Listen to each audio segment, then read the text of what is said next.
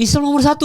Islam, aduh masih kayak Islam atau Topuria, tapi tetap menurut gue Islam sih. Islam Makassar. Cuman kan kalau favorit sama GOAT itu beda ya. Iya, ini kita ngomongin GOAT soalnya bukan favorit. Tapi ngomongin GOAT ya. Kalau menurut gue itu all rounded banget Islam dan memang momentumnya lagi di dia sekarang. Oke. Kalau Khabib ya karena satu keluarga lah ya mereka dan Yaudah. Khabib masih undefeatable. Iya. Kenapa nggak Khabib nomor 1? Karena he decided to retire early. Iya. Terus Conor McGregor, he makes UFC bigger than its game, Iya. bigger than the game. Iya. Dengan kebacotannya dia, dengan cara dia stylish mainnya dan knockouts dia. John Jones? Gini loh, gue tuh cara style of play dia bagus, tapi gue kurang respect dengan indisciplinary dia. Sardo tidak bisa hadir teman-teman. Pamungkas juga ya. Iya, kayak Pamungkas masih syuting. Sardo juga tiba-tiba masuk IGD kena virus bang katanya bang. Gak tahu virus apa. Tuh ya? Iya gak ngerti gue juga kan banyak sekali sekarang virus mola ya. Virus cinta. Iya karena Sardo sekarang lagi mencari jodoh teman-teman. Jadi hari ini spesial banget. Gue Bang M kedatangan tamu ada Dava Wardana. Gokil. Halo. Dava ini teman-teman setiap kali gua meeting soal UFC pasti hadir. Iya. Dan fakta menarik bang, dia Gimana? tuh pemain juga, tapi latihan doang tapi nggak bertanding ya. BJJ Dulu gue bertanding. Oh iya. Dulu gue sering bertanding. Jadi tanding terakhir gue itu di 2019 ada BJJ League sama Indonesia Open. BJJ League gue kalah di final. Kalau Indonesia Open alhamdulillah dapat emas sama bronze. Dapat emas lu? Gi tapi ya Gi. Iya. Nogi gue, Nogi menurut gue serem sih buat karena kan terlalu banyak movement ya dan slippery kan. Benar. Banyak leg lock juga, jadi gue takut risk cederanya semakin tinggi sih kalau. Bener sih. Gi itu gimana bang? Kalau Gi pakai kimononya. Oh pakai kimononya. Baju khususnya, iya. Oh. Jadi kalau orang jiu-jitsu biasanya mengkategorisikan kalau no-gi itu lebih modern. Oke. Karena banyak leg lock, banyak berimbolo gitu-gitu. Sedangkan kalau gi itu lebih art, lebih kayak old school. Oh makanya UFC zaman dulu pakai gi sempet tuh ya. Iya. Yang awal-awal tuh ya. Iya. Betul. Oh Gracie karena dia ngefansnya Royce Gracie. Bener. Hickson sebenarnya kalau ngefans banget Hickson. Tapi sayang kakak tertua ya. Iya, tapi keluarga sayang nggak Gracie. dikirim ya si Hickson waktu itu ke UFC kan. Enggak, karena justru mereka mencari yang paling lemah kan. Untuk membuktikan bahwa jiu-jitsu adalah olahraga bela diri terkuat di dunia kan. Makanya dia cari yang paling kecil dan paling lemah. Si Royce Gracie itu. Cuma kan sekarang udah Sambo bang ya nomor satunya ya. Sekarang iya bisa jadi. Ketimbang si Jiu-Jitsu kan maksudnya kalau Sambo kan sekarang gara-gara era Dagestan ini yang katanya kita dibilang pembenci itu bang. Tapi maksudnya Dagestan tuh dengan Sambo ini lebih ini sekarang lebih. Kalau dulu apa bang bedanya bang Sambo sama Jiu-Jitsu bang? Kalau Sambo itu harus di atas, kalau Jiu-Jitsu masih bisa di bawah ya kan? Iya mungkin kalau secara sejarah kan lineage-nya itu kan Jiu-Jitsu itu kan siapa namanya bapaknya Helio Gracie itu kan justru karena dia kecil badannya terus habis itu akhirnya dia mendevelop namanya Brazilian Jiu-Jitsu kan dia belajarnya dari Jiu-Jitsunya langsung kan dari judo. Dari waktu Jepang masuk ke Brazil itu judo dulu. Ada siapa namanya yang pelatihnya keluarga Gracie pertama gua agak lupa namanya. Aduh something Machida Maeda atau Iya Maeda. Si Maeda. Maeda itu ngelatihnya kan Jiu-Jitsu tradisional kan tapi karena si Hickson itu dia badannya paling kecil dia nggak bisa ngikutin teknik-teknik bantingan sama pukulan-pukulannya akhirnya dia ngedevelop teknik jujitsu dengan triangle gitu-gitu teknik-teknik yang bottom position kan. Iya, sementara Sambo haram hukumnya itu bottom ya bang. Karena Sambo mungkin banyak develop dari judo dan gulat kan, dimana haram kalau lu di bawah. Lu harus dominant position, brutal submission kan. Kalau lu Dav, kenapa Dav suka sama BJJ atau enggak sama Jiu-Jitsu secara luas gitu? Kenapa lu pilihannya itu? Ya jadi dari kecil tuh bokap gue itu selalu menganjurkan gue untuk bela diri. Dulu waktu masih kecil ditaruh di taekwondo, terus sempet kayak sedikit silat dulu waktu SMP dan SMP lah. Cuman kan waktu masih kecil mindsetnya masih suka bermain ya, jadi tidak terlalu menekuni. Cuman senang aja ada belt ceremony, terus sparring lucu-lucuan sama bocil-bocil zaman itu. Iya. Waktu gue kuliah di Melbourne, itu gue nonton dokumenter namanya Choke, Rickson Gracie. Iya. Bagus. Ya, bagus itu tuh highlight breathing teknik dia, gimana dia connect terhadap alam, terus fight dulu dia di Jepang, gimana dia juga dulu itu kalau orang pengen ngajak dia berantem karena dia pengen ngebuktiin jiu-jitsu itu bukan bela diri yang bagus di Brazil. Dia lagi surfing, dibalik ke gym, ayo berantem, ayo ke gym. Tapi proper ya gitu. Nah itu Rickson Gracie itu lumayan menurut gue, bukan lumayan malah notorious banget ya. Gokil.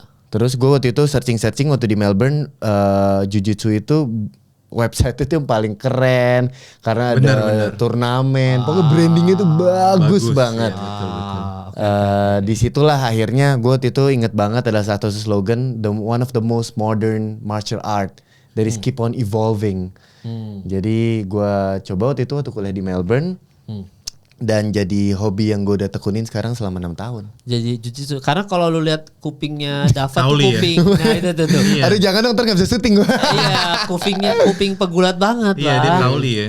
Iya. Kalau lu kan ini stand up fight kan lu. Gue nggak tahu ya. Gue kauli itu sering banget tapi cepet kempes. Gue sempet sedot bang. Gue berkali-kali juga, cuman cepet nggak tahu. Kalau lu kan kayaknya sedikit. Jadi kapal gitu kan, sih mengkapal gitu kan. Kalau gue bener-bener enggak tuh, kenapa ya? Ya beda-beda ini lu, DNA lu itu bang. Mungkin kali ya. Gue juga maksudnya buat ukuran stand up tangan gue bersih, nggak yang ini dipakai tiap hari tapi bersih-bersih aja. Iya. Muka gue ada 16 jahitan lah, tapi nggak ada tuh bekas sih. Lu ada jahitan Dav kalau lu Dav? Alhamdulillah nggak sih. Nggak ada. Berarti cedera terparah lu apa selama lu latihan atau berkompetisi? Terparah ini jempol gue sekarang udah nggak terlalu bisa lurus. Itu dia kelihatan. Iya. Karena waktu itu waktu gue lagi sparring sama yang sabuk coklat, dia tuh intinya berat badannya tuh langsung jatuh di sini dari lutut. Tapi kan kita di jiu-jitsu tuh belajar naruh berat badan, point of pressure-nya itu di mana. Nah kebetulan dia salah, lututnya jatuh sini. Aduh. Iya. Satu lagi side knee sih. Cuman belum knee untungnya. Tapi sampingnya banget. Kenapa itu? Itu waktu itu gue di footlock, abis itu orangnya terlalu ngeyank. Jadi terus tapi gue mau escape, gue salah turn jadi malah lutut sampingnya yang ke compromise. Tapi untung gak sampai CL sih alhamdulillah ya. Iya, kalau ACL udah tamat tuh karir ya. Betul. Baru kita bahas bang yang Justin Gaethje kan tuh.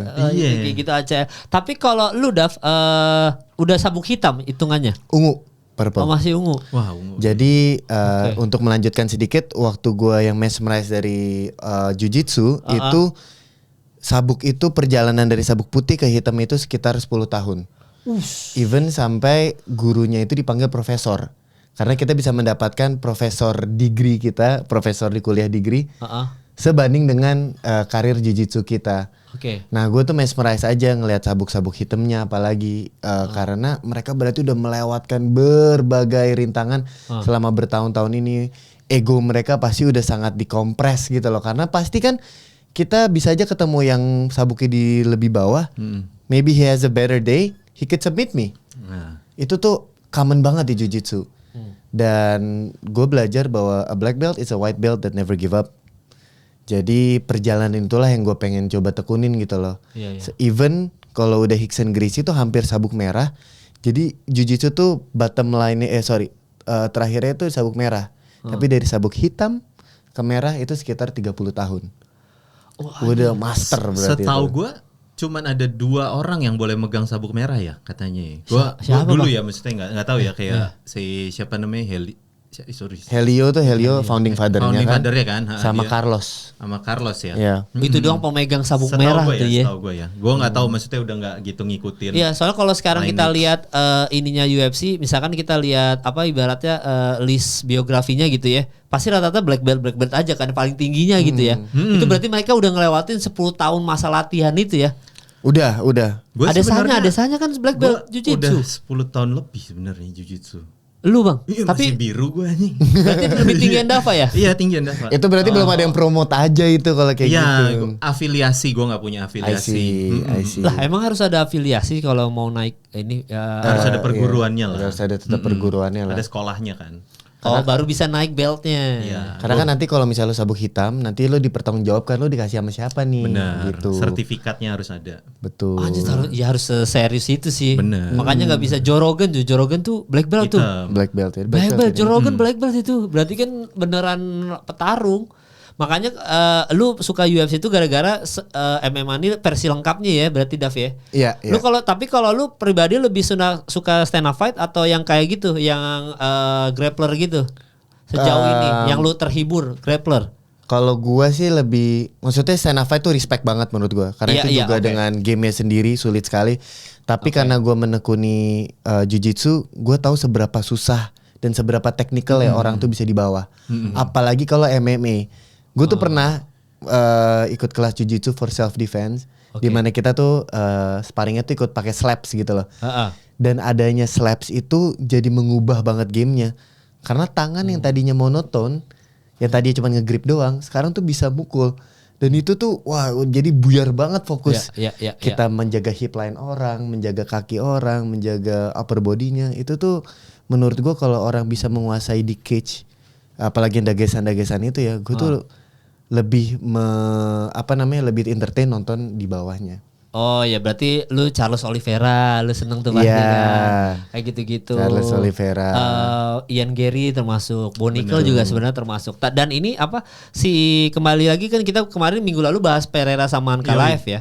Berarti lu pribadi juga sebenarnya pertandingan itu kan itu pertandingan yang lu tadi lu bilang. Maksudnya Pereira harus menjaga Ankalaev karena dia bisa grappling kan. Betul. Lu pribadi dua pertarung itu lu megang siapa? Ankalaev ya? Gue pengen Ankalaev ya. Yang sebelumnya itu berarti lu megang Ankalaev. Betul. Ya dan akhirnya beneran menang kan Ankalaev kan. Iya dan menurut gue kayak orang bilang banyak yang bilang itu Rob. Tapi kalau lo nonton lagi sebenarnya Ankalaev menurut gue tuh strategi emang bagus banget. Jelas. Sih. Iya itu yang kita bilang Bang. Maksudnya waktu episode sebelumnya lagi kembali lagi ya.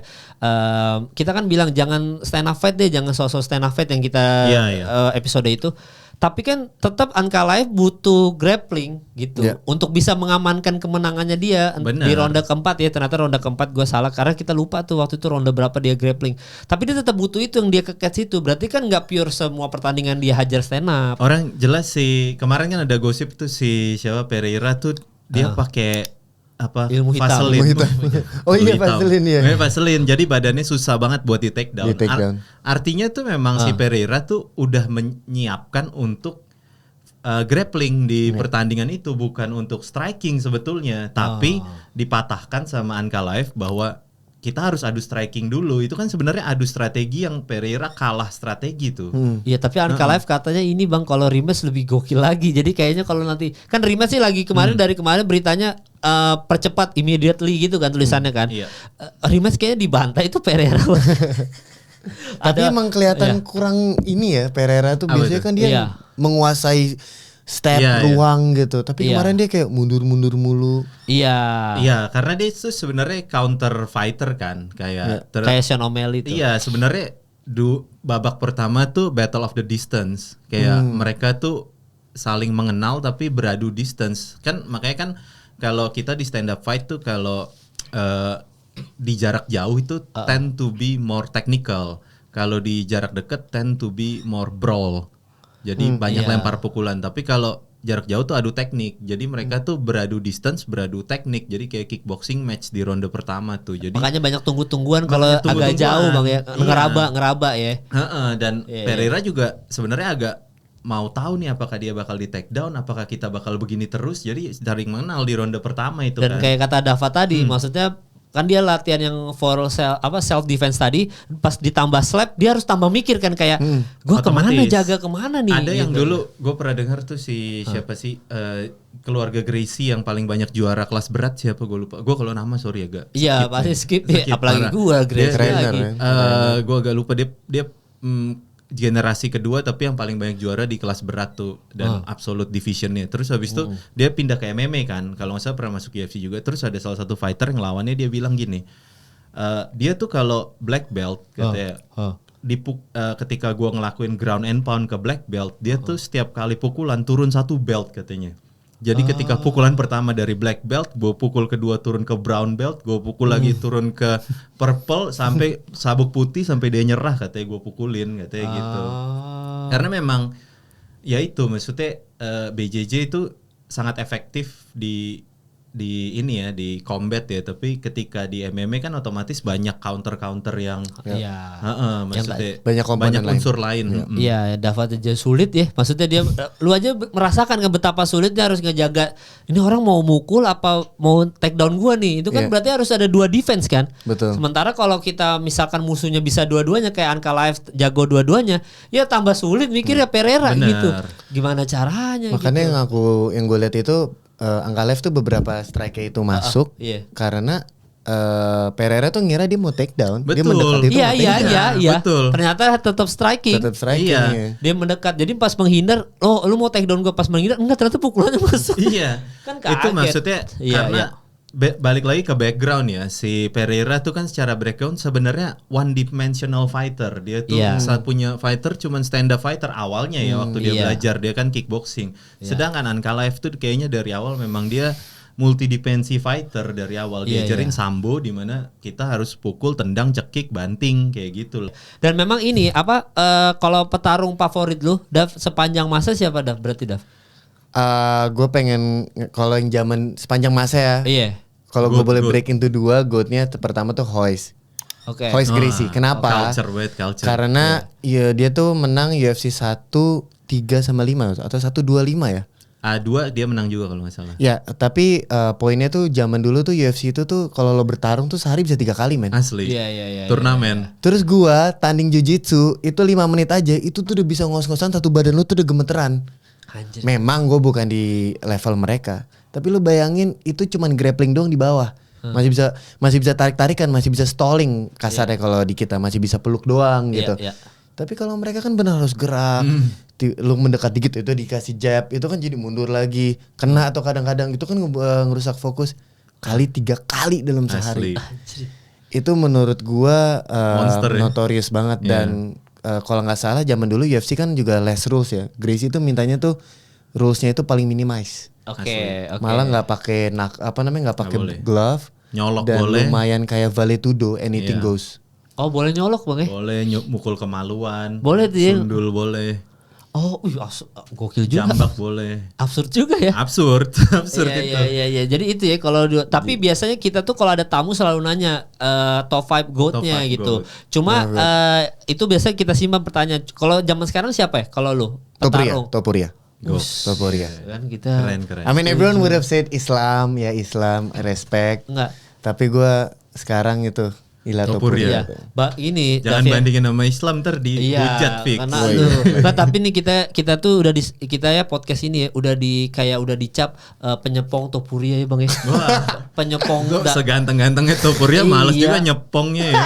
Iya, kita udah digituin Dav, sumpah. Oh, ini podcast penyepong Topuria, penyepong Pereira udah digituin. Padahal siapa sih yang benci Dagestan? Gak ada yang benci itu aneh. Ini podcast ini selalu dicap kayak gitu. Makanya begitu lu bilang Topuria, kita berdua langsung, "Wos." Kita ada satu episode. Ini gak janjian loh, kita gak ngebahas. Iya, gak janjian. Kita bukan tiba-tiba kita podcast penyepong Topuria, lu sebut Topuria. Enggak, nih beneran kita gak janjian, ini bulan Ramadan nih, kita bulan Ramadan ya. Jadi memang kita ada satu episode sendiri kemarin bahas Topuria. Tahun 2025 itu tahunnya Topuria, Dav. Ya. Menurut gua, Bang M dan Sardo gitu. Kita tuh tahunnya Topuria. Kalau lu pribadi kenapa lu suka Topuria? Padahal kan lu latihannya BJJ kan? Jiu-jitsu. Karena dia mengawal karirnya kan dari jiu-jitsu, jiu-jitsu black belt juga kan. Iya benar. Kalau nggak salah dia itu juga 7 finishes juga di awal karirnya dia. Oh iya. Tapi sekarang dia malah lebih terkenal stand up-nya dia gitu. Itu dia. Jadi menurut gue komplit banget dan 2 match terakhir dia bisa ngalahin Max Holloway, pemegang belt BMF. Iya. Yang ngalahin dan nggak pernah jatuh sepanjang karir. Dia nge-knockout siapa yang BMF tuh? Volkanovski. Yang BMF. Yang BMF Justin Gaethje di detik terakhir itu gila banget. Iya. Terus dia knockout Volkanovski juga sih menurut gua itu dia a really hardworking motherfucker. Iya, kalau Volkanovski masih ada pembelaan tuh dari yang tidak suka Topuria ya. Dia bilang kalau Volkanovski Bang kena mental semenjak Islam Makhachev Bang. Jadi udah Volkanovski yang dilawan Topuria udah beda sama Volkanovski sebelum ketemu Islam Makhachev. Yeah. Masih sedikit make sense. Tapi begitu ketemu Max Holloway itu kan rahangnya buset. Ini dia nggak pernah jatuh loh, dia nggak pernah TKO, dia nggak pernah jatuh ke bawah seumur karirnya dia. Tapi Topuria bisa bikin dia jatuh. Itu pertama kali dalam karirnya Max Holloway ya. Itu gila sih. Itu udah baru, wah ini udah top level. Tapi kan dia naik nih sekarang ke lightweight nih. Dia naik ke lightweight. Menurut lo pribadi, dia bakal bertahan nggak? Karena kita udah bahas itu tuh. Maksudnya ini melawan Islam nih. Ya, soalnya kan itu ini lagi. baru ada meme terakhir, nanti mungkin Raden bisa cari ya. Jadi ada meme gini. Ini serigala 5, Islam Makhachev kayak beruang gitu. Di belakang beruangnya tuh ternyata ada Topuria. Jadi bayangin hutannya mereka itu ada Dustin Poirier, Justin Gaethje, terus habis itu ada Arman Sarukian, sama satu lagi siapa Poirier bang ya? Mungkin udah gak serelevan itu. Iya kalau Poirier ya, tapi tetap 5 itu tetap nama-nama besar lah gitu. Justin Gaethje, Arman Sarukian, Charles Oliveira, Arman Sarukian. Adesanya tuh beda level kan dia middle ya. Jadi kalau di kelasnya Islam itu ya itu tadi nama-nama ini kan nama-nama superstar semua. Tiba-tiba ada Topuria. Menurut lu dari nama-nama besar ini bisa bertahan gak dia di hutan belantara Islam Makhachev? Menurut gue bisa, karena dia dia itu baru berapa tahun karir di UFC di 2021 kan? Iya cepet banget. Dia cepet banget kan? Cepet banget. Ya, Terus menurut gue dia mempunyai lumayan personality-nya kayak Conor. Iya. Tapi nggak senyelenek Conor. Iya betul. Iya. Jadi orang-orang yang mentality sekuat itu sih menurut gue bisa climb his way to the top really fast. Cuman walaupun secara badan cebol ya di lightweight ya, dia kan agak cebol. Tapi malah lebih lincah lah kalau kayak gitu kan. Tapi kalau juga di misalnya kalau lebih cebol terus dia di grappling jiu-jitsu gue dia juga bagus gitu. Bukan yang mengkhawatirkan. Iya dia black belt sih soalnya bang ya. Black belt juga. Iya walaupun itu iya. Dan memulai karir dia dari 7 finishes dan sekarang dia knock out itu gila banget sih. Iya bertahan ya. Kan kemarin tuh kalau nggak salah sebelum lawan Islam Charles Oliveira nih yang gembar-gembur, ayo lawan gue gitu kan. Charles Oliveira lagi banyak bacot nih ke Topuria. Kalau Charles Oliveira sama Topuria lu megang siapa? Ayo lu, kan sama-sama suka lu dua-duanya. Oliveira waktu Oliveira yang comeback itu fightnya lawan siapa? 3 tahun yang lalu. Comeback. Yang dia udah hampir kalah terus tiba-tiba dia knock out di round keempat atau 3 gitu. Lawan Michael Chandler. Iya nggak usah Chandler ya. Iya lawan Michael Chandler kalah, itu. Dia hampir kalah udah di ground and pound, maksudnya he was saved by the bell. Iya. Di ronde kedua. Ronde kedua KO TKO kan? Iya. Menang TKO kan? Menang TKO ya. Iya Michael Chandler. Bener Michael Chandler tuh. Gue juga kemarin ngecek karena gue tahun itu jujur belum nonton UFC tahun itu ya. Jadi Michael Chandler itu. Benar gue cek Michael Chandler. Tapi kalau buat sekarang menurut gue momentumnya lagi di Topuria. Jadi kan kalau misalnya kita di olahraga tuh kadang kalau kita dapat momentum dan orang lagi nge-support kita, hitnya juga lagi di kita tuh sangat membantu mentalitas dan cara bermain kita kan. Pastinya. Jadi I would give it to Topuria for this one. Oh kalau lu bang, Topuria Oliveira bang, misalkan beneran Dana White mempertemukan ya?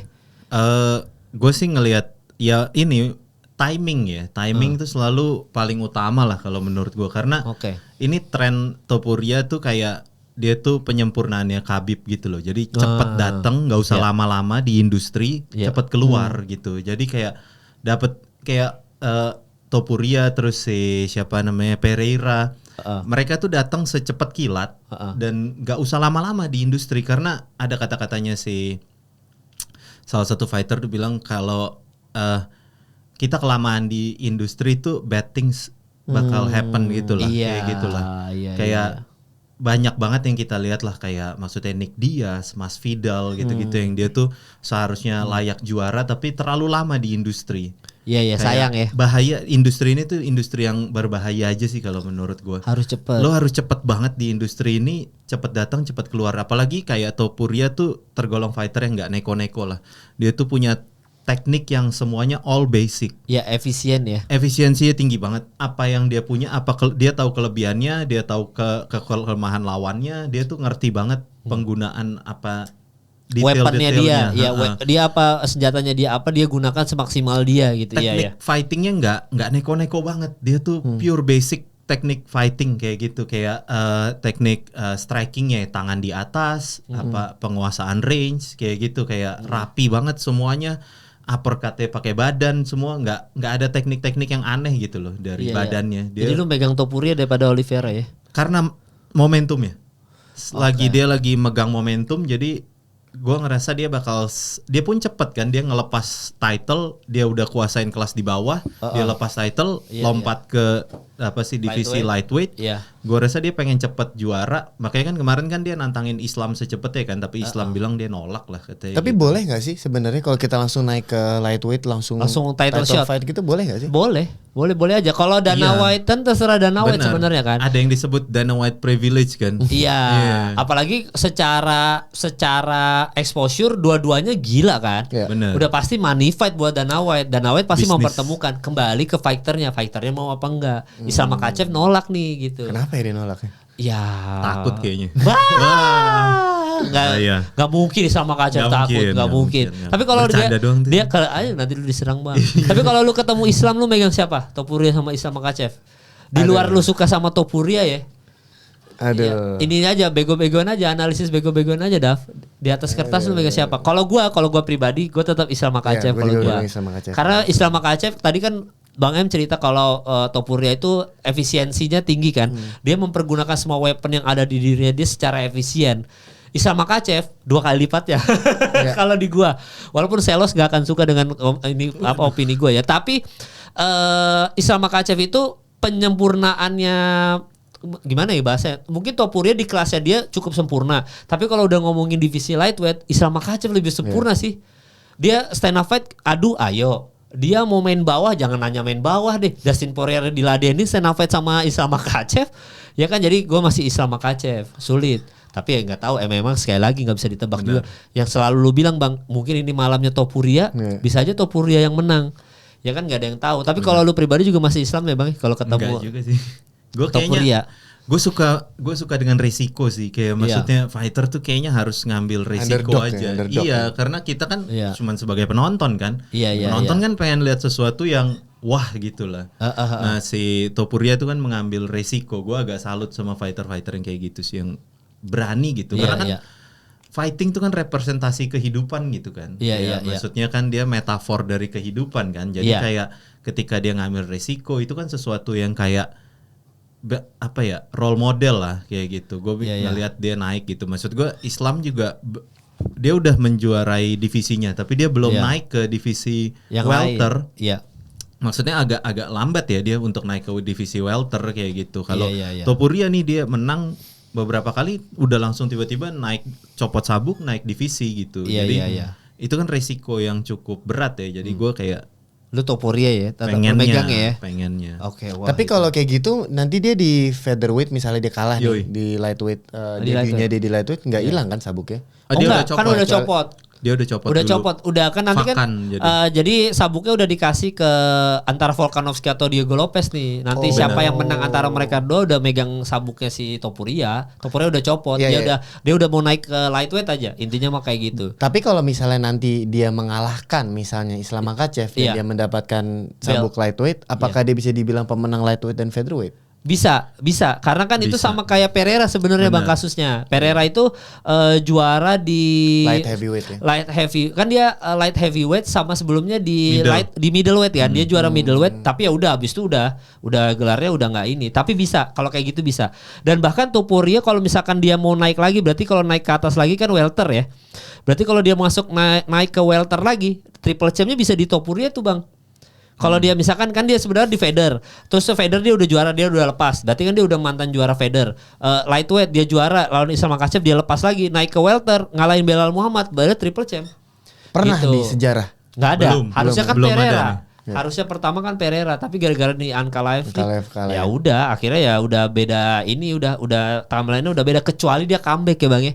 Tapi kalau Pereira bang ya, kalau Pereira comeback, gue bisa menaruh nama Pereira di atas, sorry nih, bisa gue menempatkan nama di atas GSP bisa bang. Kalau dia comeback lawan Ankalaev bang, gue nggak setuju ya, lu nggak setuju di atas Jocelyn Fier, lu nggak setuju ya? Nggak setuju ya? Belum.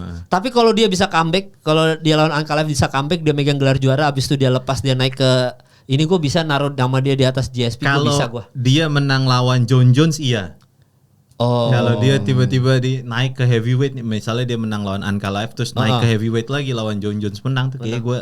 Lu di atas GSP udah bisa ya? Iya. Kenapa bang? Triple champ kan soalnya belum ada, itu kan sejarah baru kan. Kalau gue rasa yang paling mungkin triple champ tuh si Zhang Weili doang. Zhang Weili itu sejarah. Tapi kan maksudnya divisi perempuan. Divisi perempuan kan maksudnya masih bisa lah. Kalau cowok tuh kayaknya bukan manusia semua isinya Iya, kan. Masalahnya itu dia mesin semua bang. Dan ini potensinya juga karena kalah sama Ankalaev jadi nggak ada yang bisa triple champ akhirnya jadi sulit nih. Padahal tadi harapan kita di Pereira nih untuk mencetak sejarah. Sebenarnya kan. kalau untuk jadi triple champ sih udah bisa. Iya. Maksudnya dengan Pereira kan udah pernah juara kan. Terus tinggalin aja divisinya terus dia naik ke divisi heavyweight kan udah. Ya sebenarnya hitungannya kalau tadi yang kata Dava, pertanyaan Dava udah bisa tuh ya. Bisa, kecuali dia mau simultan menjuarai pegang tiga-tiganya itu gue rasa kayaknya nggak bakal ada sih manusia Nggak begitu ada. ya. Kecuali pernah juara di 3 divisi itu baru. Bener. Khabib aja Cuma satu divisi dia. retire. Cuma satu. Iya. Makanya nanti pertanyaan gue tuh menarik tuh. Tapi sebelum kita pertanyaan gue tuh kan biasa pertanyaan terakhir. Ini ada sedikit soal Fight Night, ada yang nanya karena weekend ini akan ada Fight Night ya. Sebenarnya pertandingannya yang terkenal cuma ya kalau yang dari gua pribadi cuma Kevin Holland. Kevin Holland kan main lawan Nelson. Dia lawan Nelson itu sejauh Gunnar ini Nelson, ya Gunnar Nelson kan sejauh ini round finisher terus kan, selesai terus dia finish terus submission, tapi dia submission artis. Iya, temennya Conor McGregor. Teman Conor McGregor orang ini apa dia ininya dia apa teammates dulu, mantan teammates. Orang kalau benci Conor sukanya sama Nelson tuh biasanya tuh lari-larinya tuh. Jadi si Gunnar Nelson sama Kevin Holland sejauh ini lu megang siapa bang? Kalau lu bang? Ini sama-sama tua sih, sama-sama Ya, ini ini sama-sama aja ya. Hiburan iya, aja ya. kayak gatekeeper gitu loh. Kayak Iya, maksudnya dua-duanya. di welter kayaknya buat naik ke atas agak susah Ya sih. ini mah Tapi pertandingan hiburan fight night aja ya. iya, tapi gue megang si Gunnar Nelson sih. Kevin Holland nih kan ada permasalahan, dia kebanyakan ganja katanya. Masa, Bang? Serius asli. Ada Siapa tuh, gue Bang? dengar pelatihnya katanya kayak ini orang nih sebenarnya jago banget, tapi Oke. terlalu relax, terlalu Iya. santai lah, kayak maksudnya kurang Iya. determinasi. Mungkin kayak itu kan sangat mempengaruhi ya menurut gue ya, kayak Iya. kalau geng-geng kayak Khabib terus itu mereka tuh kan bisa mempertahankan niatnya mereka terus gitu loh. Iya, maksudnya untuk tetap profesional tanpa Iya, embel-embel ganja atau alkohol. Benar, itu Khabib tuh dengan geng-gengnya Dagestan mereka profesional. tuh, Iya, itu ya. Jadi gunanya agama mungkin di situ ya. itu dia bang, benar. Makanya Gunnar Nelson lu ya bang ya. Gunnar Nelson. Iya, kalau lu mau ini nggak mau nebak-nebak aja nggak Dav? Gunnar Nelson atau kayaknya Nelson juga sih kayaknya sih Dav, daripada Gunnar Nelson. Big Kevin JJ. Holland terakhir kalah tuh sama si Iya, rekordnya juga The Reader. Jauh Gunnar Nelson lebih baik ya. Iya berarti Gunnar Nelson ya, kita semua setuju. Nah ini bang, Jan Blachowicz bang sama Ulberg. Wush, lu megang siapa tuh bang? Jan Blachowicz nih masih Umur sih kalau gue ya. Iya. Gue mempertanyakan umur tuh kan kadang-kadang Iya. nggak tahu ya. Apalagi Ulberg undefeated ya. Iya Ulberg nih apalagi mau naik. Jan Blachowicz udah 10 kali kalah, 1 draw. Kayaknya bakal Ulberg nih bang ya, eranya dia ya bang ya. Iya, apalagi gaya main Jan Blachowicz tuh kayak cukup apa ya? Old school. Iya, dia tuh banyak terima pukulan tapi cukup terlalu tangguh gitu ya, dan Oke. ketangguhan itu akan terpangkas lewat umur kalau menurut gua. Iya, Jadi iya, itu iya. dia kayak siap buat kalah, siap buat menang si Jan Jan Blachowicz. Blachowicz. Tapi kalau si Ulberg nih kayaknya lagi momentumnya lagi Iya, buat lagi dia. undefeated ya. Jadi kayaknya masih Ulberg juga ya. Masih Ulberg. Gue juga setuju Ulberg. Kayaknya lu sempat mantau Jan Blachowicz enggak, Dav? Enggak, belum. Enggak ya, berarti lu pasti juga Ulberg sih. Ulberg lagi naik daun karena kan dia mau naik ke atas nih sekarang. Dia rank berapa sekarang? Dia rank 6 dan dia butuh menggeser Jan Blachowicz karena kan divisinya light heavyweight juga supaya nggak stuck juga, biar nggak itu aja. Jadi butuh regenerasi ya. light heavyweight lumayan boring, Bang. Boring, Cuma jelas. Pereira Ankalaev doang, Bang. Terus habis itu Jan Blachowicz, siapa lagi tuh si ininya dia. Coba kita lihat ya. Di light heavyweight itu kemarin sempat pembahasan, Bang, light heavyweight ini lumayan cukup boring untuk divisi ya. Karena yang stuck kan lightweight itu kan udah ini semua tuh. Jiri Prohaska, Jamal Hill, Rakic. Jamal Hill. Iya cuma berhenti di situ doang udah. Makanya kita butuh Ulberg nih untuk naik ke atas karena Ulberg kan lagi undefeated, secara style juga dia 7 kali finish kan, 7 kali KO. Bikin KO. Jadi ya secara ini knockout menang 7 kali, submission cuma 2 kali doang kan dia. Jadi dia paket lengkap juga sebenarnya. Betul. Ulberg. Jadi kita Ulberg ini kenapa ada di Fight Night kayaknya untuk menggeser Jan Blachowicz supaya dia bisa untuk ke atas nih title shot. Iya. Ngelihat nanti potensi Pereira sama ini ya, Ankalaev gimana ya. Karena Ulberg. nih Fight Night-nya nih cukup marketnya cukup luas ya karena di London kan. Iya, dia London Game nih, London Jadi Game lumayan bagus lah fight-nya di sini. Iya, nah terus abis itu ya ini rajanya London nih, Leon Edwards salah satunya Raja London dan Sean Brady. Sean Brady kan terakhir menang tuh bang, menang terakhir lawan Gilbert Burns tuh keren tuh, menjanjikan tuh. Jadi kalau lu megang siapa nih Bang, Sean Brady atau by the way Sean Brady juga undefeated ya teman-teman ya. Jadi ini prospek juga, dia harus naik ke atas juga nih. Lu Sean Brady atau Leon Edwards Bang? Ini rank berapa ya mereka? Sean Brady 5. 1 sama 5 kan dia di bawahnya Belal Muhammad langsung tuh. Iya. Leonnya ke 1 kan? 1. Iya, Sean Brady. Tapi terakhir lawan Gilbert Burns dia menang. Jadi ini kayaknya untuk naik ke atas juga nih Bang ya. Tapi gokil juga ya title langsung. Title contender ini. Iya, title contender jauhnya. Tapi gokil ya langsung dipertemukan sama Leon Edwards Bang ya. Yoi. Lu megang siapa Bang tapi Bang di situ Bang? Kayaknya Leon sih gue suka masih suka ininya Leon ya. Edwards Masih bisa Leon Edwards ini masih bisa untuk rematch sama Belal ya. Iya. Jadi kalau dia menang bisa rematch sama Belal. Rematch benar. Iya. Karena kalau di dia nih salah satu kontender lagi yang harusnya menggeser yang tua-tua kan Kamaru Usman harusnya udah harus digeser. Leon Edwards termasuk yang digeser. Yang mau diprospek kan si ini Shavkat Rakhmonov. Oh. Shavkat. Khamzat tuh Khamzat tuh di Kus Duplessis. Dia tuh middleweight, sorry. Middleweight. Jadi yang diprospek kan Rakhmonov sama si ini Sean Brady yang baru ini sama gila ini. Nih Dagestan langsung Dagestanisasi ini guys. Sama idola kita Bang, Buckley Bang. Oh, itu iya, prospeknya Buckley. si Welter itu prospeknya tuh. Kalau Sean Brady sama kalau Ian Gary kan udah kalah. Colby udah lewat, Colby mah Vicente Luque ya itu yang mau diprospek Sean Brady, siapa tadi Shavkat Rakhmonov sama si Buckley itu doang harapannya, makanya mungkin menggeser Leon Edwards sama Kamaru Usman ini kan. Bener. Makanya dia langsung title contender. Lu megang siapa Bang? Leon Edwards masih ya? Leon Edwards. Leon Edwards menang ya masih ya. Kalau lu siapa Dav?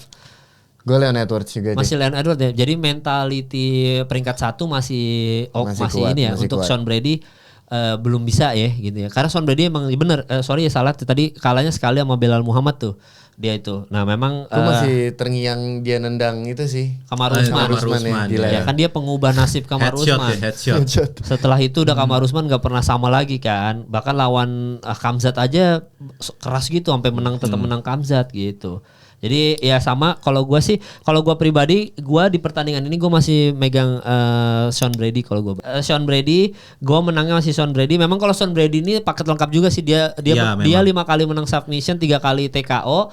Jadi paket lengkap.